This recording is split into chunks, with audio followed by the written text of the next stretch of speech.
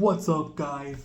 Welcome back to Sports Ed episode 2. And no, the Ed does not stand for education. It stands for Edgar, because I am your host, Edgar Garcia. I hope you guys enjoyed episode 1. Like I said in that episode, it wasn't anything major. It was just an introduction to this channel, about me, my goals, and what I want to achieve with this channel and in my personal life. But this is why you're here, isn't it? You're here to see, does this guy know football? Does he know what he's talking about? We will see. I will give you my opinions, and we'll see if I'm the next Skip Bayless or not. Alright, so in this episode, we will be talking about the NFL because it is just 3 weeks away, I believe. So we will get into it. I'm picking 3 topics that I think stood out to me this training camp, this preseason. And I will go further into depth into them and see why I believe that they're kind of under the radar a little bit. At least one, I think, is. The first 2 probably, obviously. The first one, no, is not. The second one just started to get picking up steam a couple, 2-3 days ago, and we'll get into that. And the third one, man, tough. So let's get into it. Number 1. I need views, okay? The Cowboys!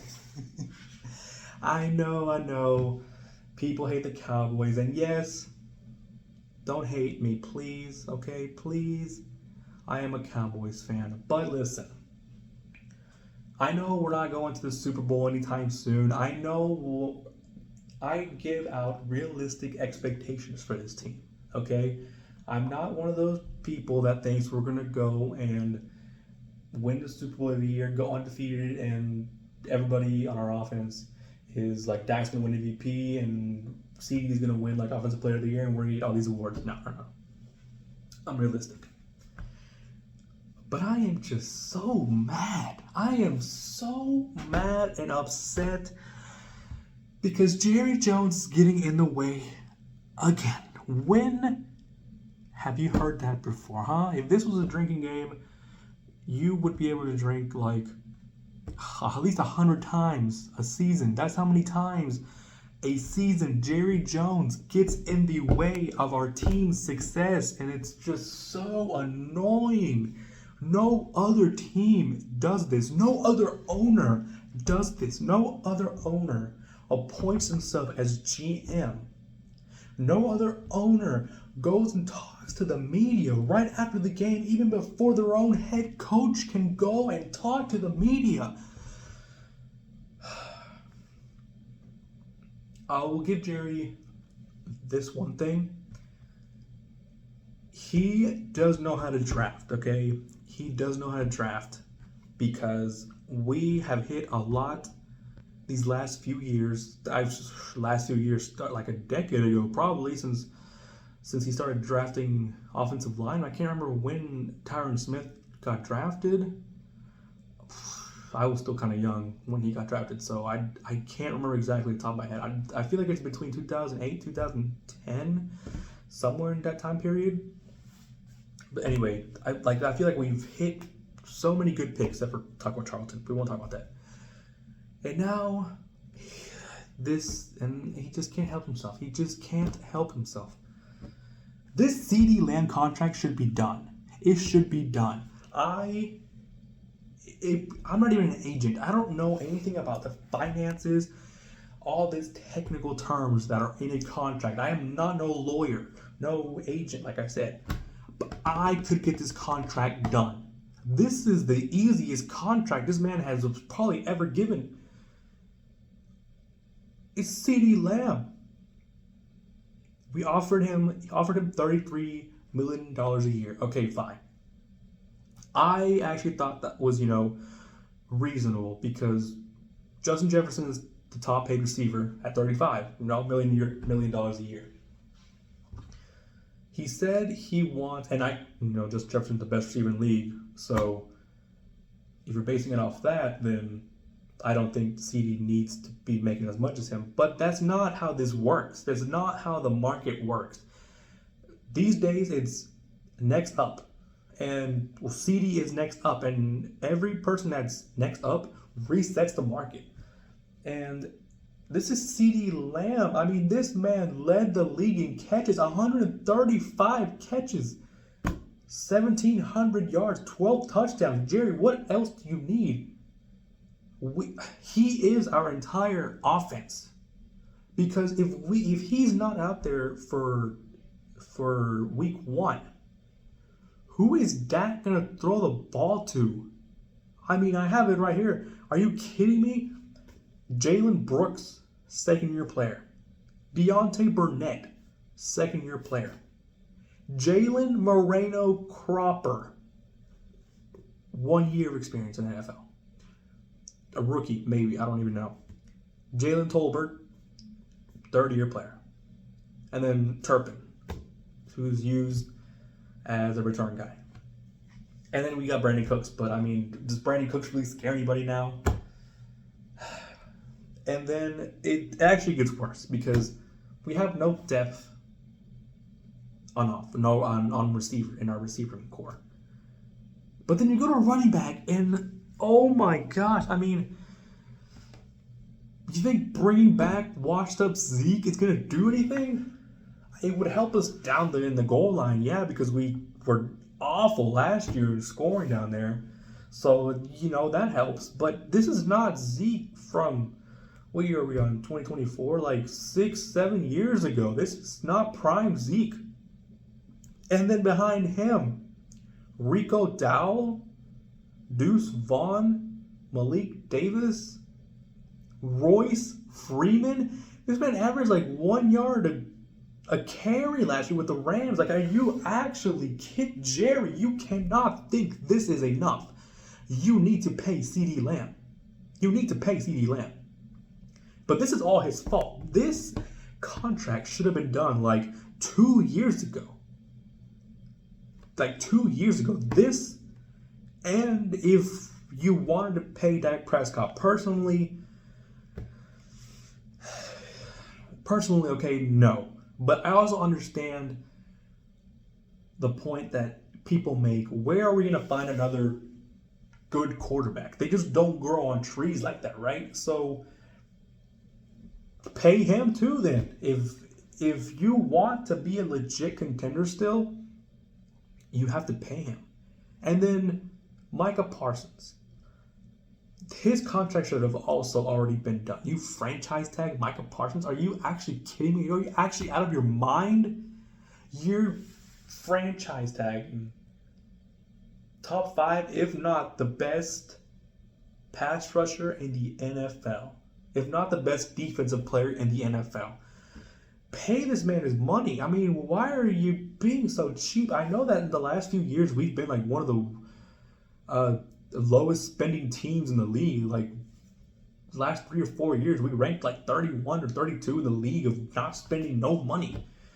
Jerry, this franchise is worth $10 billion. You can totally make cap exceptions. You can move the cap around, fix it. You're the general manager. Come on. Aren't you like a successful businessman? This is just unacceptable to me. I just can't believe it. That CD's not been paid. And then he goes to the media and then he says to reporters in training camp that he is not worried about CD's contract. And then you got CD going on X saying LOL. Ouch. I mean, you gotta be kidding me. This is, no other organization is run like this. It's just unfathomable how this organization is run. I just can't believe it. And then before even training camp starts, we're in the off season, this man says he's all in. All in on what? We have nobody to throw the ball to. We don't have any running backs. Zach Martin is getting old. We lost Tyler Biotic. We lost Lyle Collins. Tyler Smith is our only capable level. Zach Martin is just, obviously he's one of the greatest of all time. He's getting old. Left tackle, we let Tyron Smith go, which I actually understand that because he's been injury prone the last few years already. But I just don't know. Tyler Smith and Zach Martin, that's it. And then I think what I've been hearing from training camp is they're very impressed with that BB. I think he was the center from Kansas State. And then I think I also heard that Tyler Guyton is doing really well in training camp too. So if they actually hit on those rookies, then our line would be amazing again. Or maybe I'm just over exaggerating that I don't think our line is that good right now, but we'll see. We'll see how good Tyler Guyton and BB are. But we have no running backs, no depth behind CeeDee Lamb. We lost. We didn't add any linebackers, any defensive tackles to stop the run because everybody was running all over us last year. Our linebackers are too small. Our linebackers are like safeties playing linebacker. You gotta be kidding me. They weigh like 205 pounds and they're like 5'11". Like, dude, are you gonna sign anybody?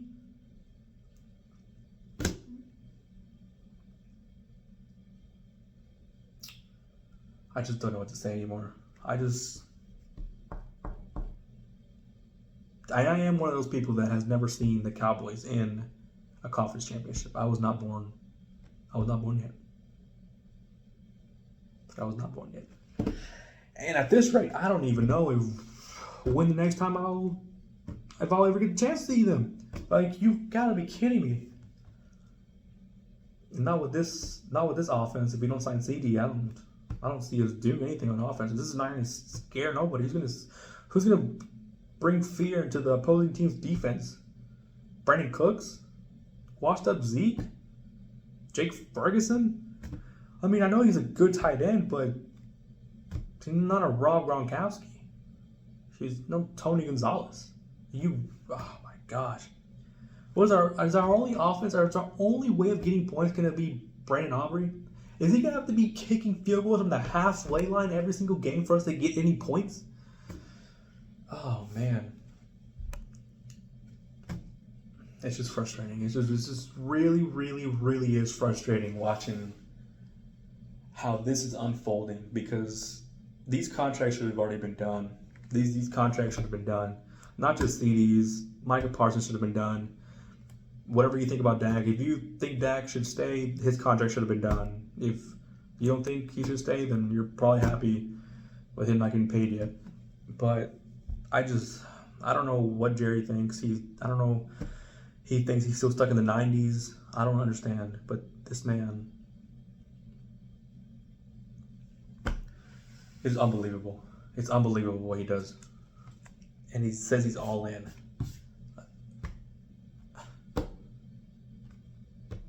All in on what? Losing another 30 years? Oh, you know what? Which leads me to topic number 2. You know who is all in? Zone 6, baby. The Falcons are soaring right now. Man, I wish I could be a Falcons fan. Because I know I got my boy, a shout out to my boy Dustin. He's from Atlanta. He's from Georgia.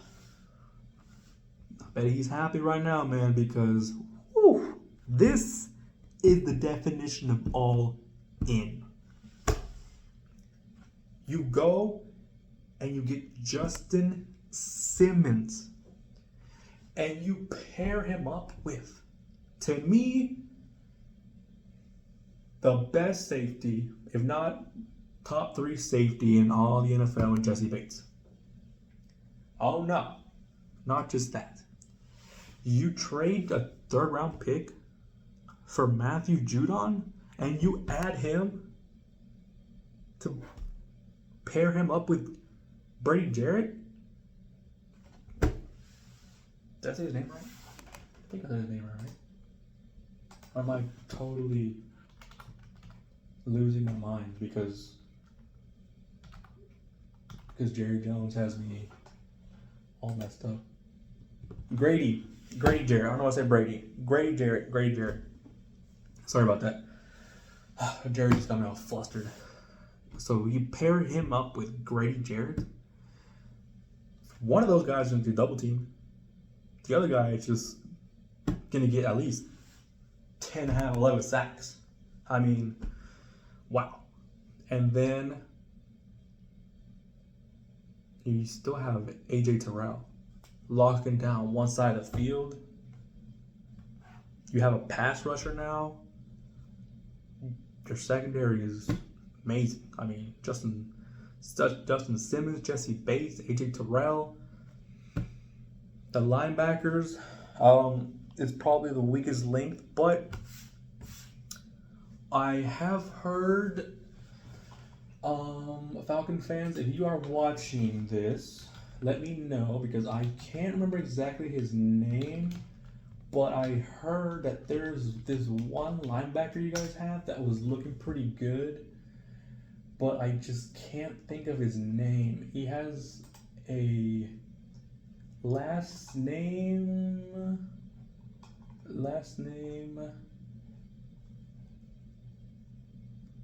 Ebiketle.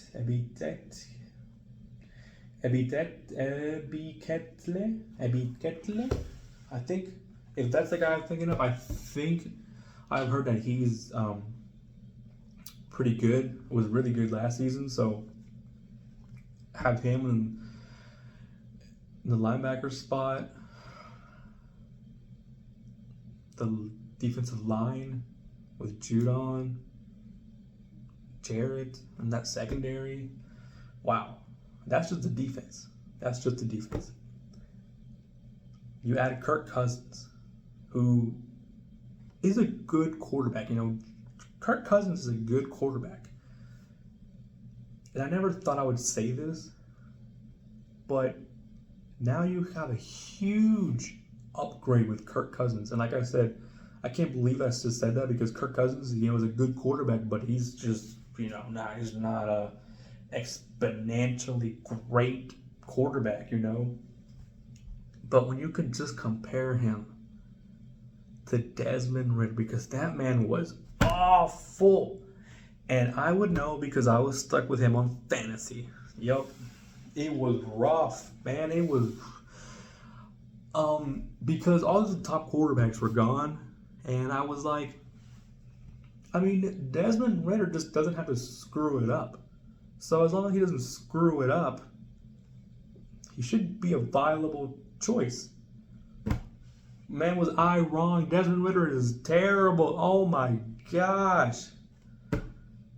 He's so bad. But now you got Kirk Cousins with that young core. Dude, I am excited to watch that young Drake London is going to have a breakout year. Drake London. Kirk Cousins is going to give him the ball because he finally has someone to throw him the ball. It's just that simple. Him and Kyle Pitts, they have someone to throw him the ball. So I'm excited. I actually am very excited to watch that team next season. And they have the easiest strength of schedule. I read an article, I can't remember exactly where. I think it might have been on ESPN. They have them going 11-6. And that is more reasonable probably than what I have them going. Because I looked at their schedule and I was like, this schedule is easy. And then look at the parts that they added, on the defensive side, and then they added a competent quarterback. They can win a lot of games.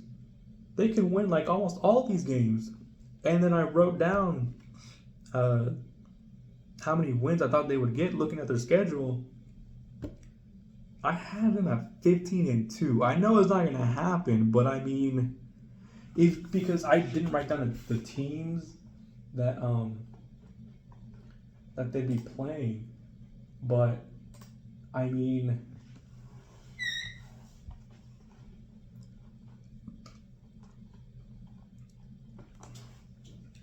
they played Pittsburgh week 1. That's a W.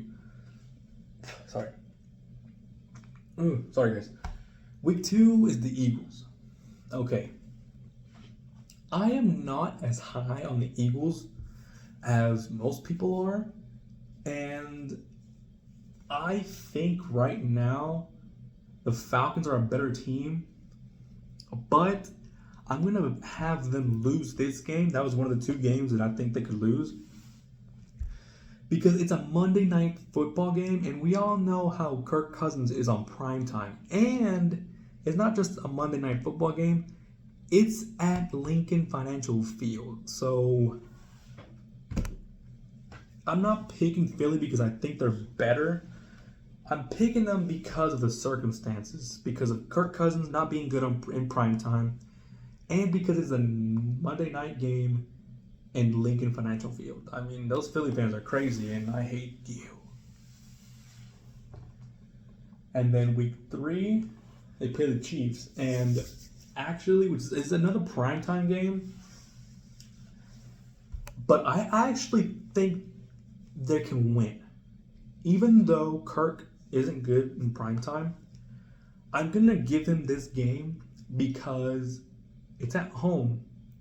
And then the last couple of seasons, the Chiefs have started off kind of slow. So I think the Falcons can take this game.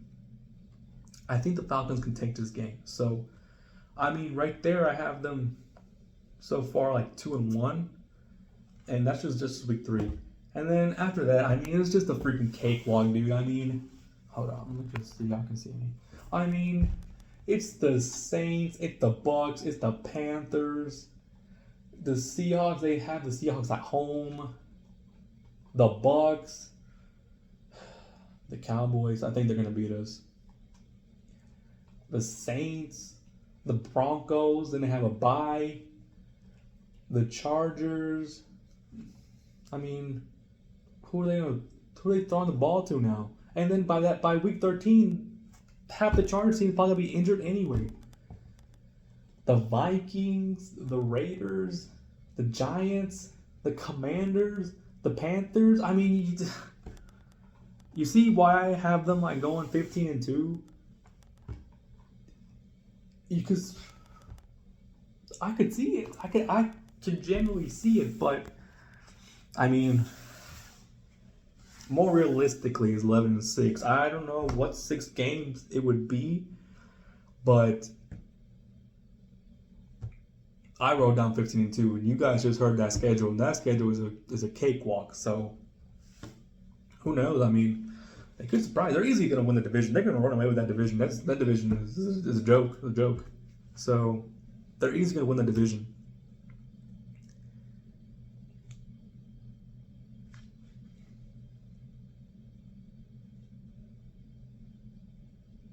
(15-2). And then I like this quote that Raheem Morris said about Matthew Judon. They asked him how he would fit in this system, and all he said was simple: get to the quarterback. And yeah, it's that simple because man, they didn't have a pass rusher. You know the last pass rusher you know that last pass rusher they had that was a double-digit sack guy? Vic Beasley. He was the he was the last guy that had double-digit sacks back in 2016 when they went to the Super Bowl. That's all I'll say. Well, I won't say anything more because I know it's sensitive, Falcons fans. I know. But yeah, so these Falcons, I mean, they have the top safety duo in the NFL.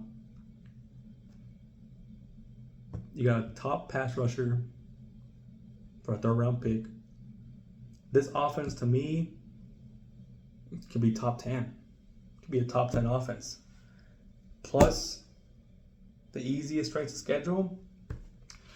Man, I wouldn't be surprised if Falcons get like a top 2 seed, man. It's good. Looking good for them.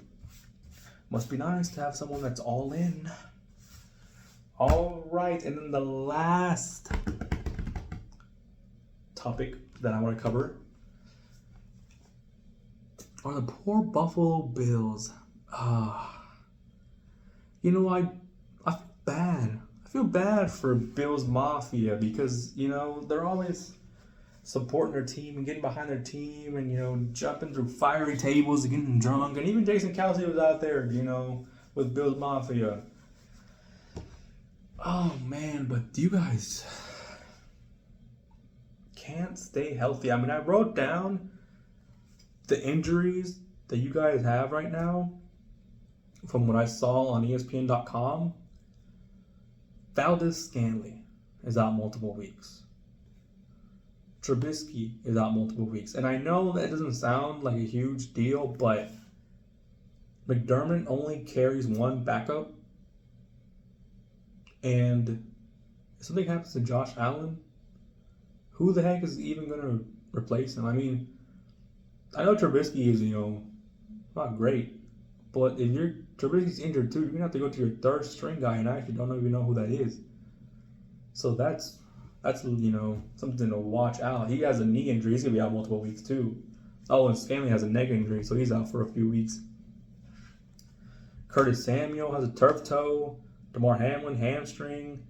Bailey Spector has a calf injury. They're week to week. But the biggest injuries were to Mike Edwards and Cole Bishop because they are replacing the great safeties that you guys had in Micah Hyde and Poyer. That is scary. And those guys are just like now coming back. They missed like all of training camp. These new guys who have to learn this new system, you know, under McDermott, are just now coming back. And they have to replace Micah Hyde and Jordan Poyer. That's not even the worst part. You know what the worst part is? Matt Milano, my dude. Matt Milano. Not again. Matt Milano. No. Torn bicep.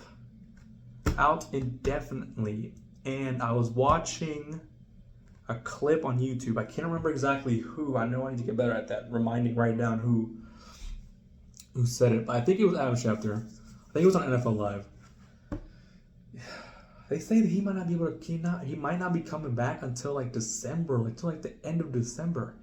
Can this team stay afloat in the playoff hunt until Matt Milano comes back? I mean, I don't know, man. I don't know. I don't think so. And with these injuries, with how good the Jets look, and if Aaron Rodgers, you know, stays on the field this year, to me, this is their division. They by far have the better defense. By far. These Bills, are they better than the Dolphins? I don't know. They're better than the Patriots, but that's it. 3 teams from the AFC East making the playoffs? I don't think so. No, because maybe... No, I don't think the Steelers... Oh, maybe 3 teams from the AFC North will make the playoffs. So,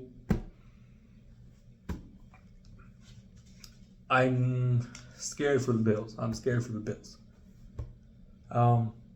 McDermott knows it too, because I wrote down this quote because it is huge. The biggest challenge is having a player hurt is one thing, but having a new player who doesn't know what we're doing systematically is another. McDermott knows that all these injuries, especially the injuries to his safeties, are huge because they missed all of training camp.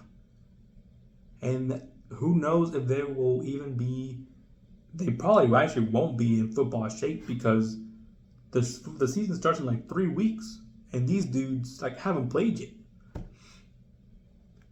McDermott knows he's in for a long year. And then we get to the offensive side, right? It's got me thinking, Diggs is gone. So is Gabe Davis. Say what you want about Gabe Davis. My brother mentioned it to me earlier that he doesn't think it's a huge loss. But compared to the guys they have right now, you might want Gabe Davis, okay, as your number 2. Because MVS, Curtis Samuel, Matt Collins, Chase Claypool. Really? Because we all know that number 1, they're banking on Keon Coleman. It's either Keon Coleman or bust for their passing attack. That's it. Is Keon Coleman or bust. But who knows how many times Josh Allen's going to throw the ball this year, because we saw second half of last season how Joe Brady came in, James Cook went off. They're going to run the ball this year, have Josh Allen with the ball in his hands, less turnovers, keep time possession, keep that defense on the sideline so they don't have to be on the field, because that defense is shaky.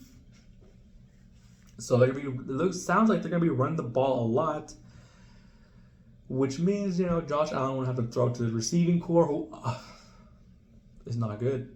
It's Keon Coleman. To me, it's just Keon Coleman. I'm not big on Scantling, Curtis Samuel, Chase Claypool, Matt Collins. It's just Keon Coleman. He's your only receiver that's going to be catching any passes. That's going to be an actual threat to the opposing defense. They're like my Cowboys, man. I don't know if the Bills can make the playoffs. Too many big losses in their secondary. And not just their safeties. Tre'Davious White is gone too, so I think that defense is just going to get ran over everywhere. It's going to get just attacked with bombs down the field. I don't see that defense stopping a nosebleed. So I wish you luck, Bills Mafia. Praying for you guys. So yes, those were my 3 topics that I wanted to discuss in this episode of Sports Ed. Thank you guys for watching. Hopefully you guys found my takes interesting. Let me know in the comments what you think. Let me know in the comments where you think I was wrong. Let me know in the comments what you guys think I agree with. And just let me know in the comments some more stuff in the future you guys want to see. College football's coming up. Baseball is almost done. We got one more month left of baseball. We got to start the playoffs. It's not just, basketball. I mean, basketball's kind of slow right now besides the U.S. winning gold medal. Still got a few months till basketball. Like I said, college football starts like next week, week 0. I'm not just into like the main sports, I always talk, I like boxing, UFC, next month's going to be crazy for that. They got Noche UFC, I think is what they named it, like Mexican independence themed UFC at the Sphere. I'm interested to see how it's going to turn out. And I'm Mexican, so I'm going to watch it. And then Canelo, I think, is going to fight like the same night or something. So Canelo versus Berlanga. I don't know how I'm going to illegally stream both of those. Just kidding. I'm going to go Buffalo Wild Wings. But yes. So, yes, guys. So, thank you guys for watching, listening to me. Hope you guys enjoyed what you saw. Like I said in the comments, open to criticism, open to everything. Because how am I going to get better if I don't get constructive criticism back, if I don't rewatch my own stuff and see how I can improve, right? So just let me know in the comments what you guys think, what you guys don't like. And just let me know if you disagree, agree with any of the stuff I said. So, yes. Thank you guys for watching episode 2 of Sports Ed. And catch you guys next time. Peace.